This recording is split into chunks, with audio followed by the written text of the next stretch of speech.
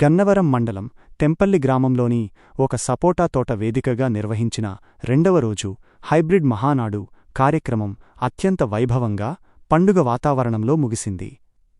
Telugu Desam party శ్రేణులు, నాయకులు భారీ సంఖ్యలో తరలిరావడంతో తోట ప్రాంతమంతా పసుపుమయంగా మారింది.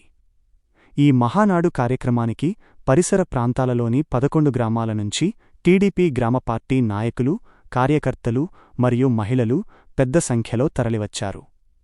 క్లస్టర్ ఇన్ఛార్జ్ బండిభాస్కర్ ఆధ్వర్యంలో జరిగిన ఈ రెండవ రోజు మహానాడుకు సుమారు 2000 మందికి పైగా హాజరై కార్యక్రమాన్ని విజయవంతం చేశారు.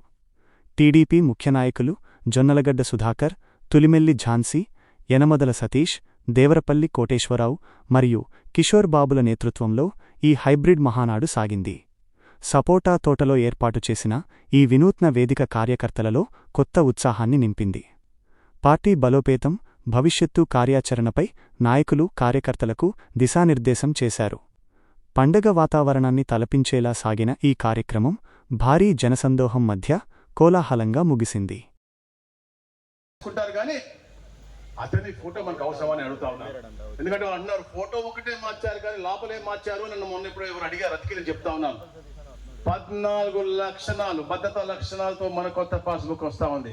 గతంలో ఉన్నటువంటి పాస్బుక్ ఇక్కడ ఉంది చూడండి, కేవలం 4 లక్షణాలు ఉండేవి. దాంట్లో ఏంది అంటే ఫోటో, లోపలేంద్రా బాబు అంటే అక్కడ ఇంకో ఫోటో పొలిటికల్, దాంతో ఉంటుంది వాళ్ళు వేసిన ఫోటోలు.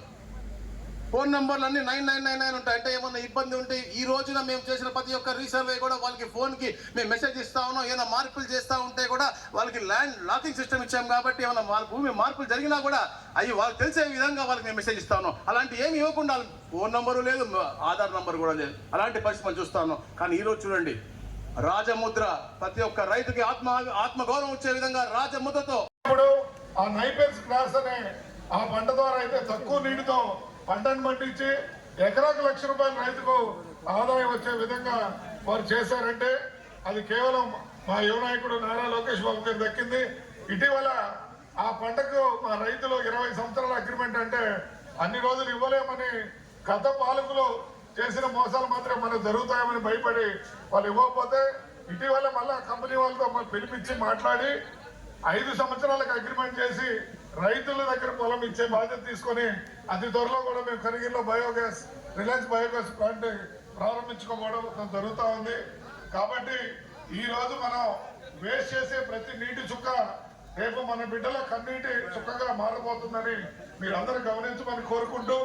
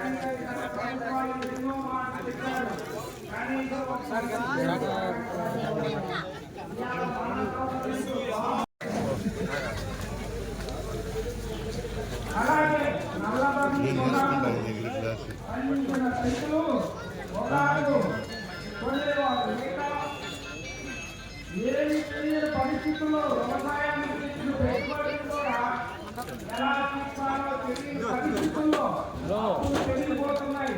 మనకి ఆత్మహత్య రోజుల్లో మా ఎమ్మెల్యే ఏలూరు సాంబశివరావు గారి చొరవతో మా బాబు గారి అండదండలతో ప్రతి ఒక్క రైతు దగ్గర నుంచి ఒక్కటే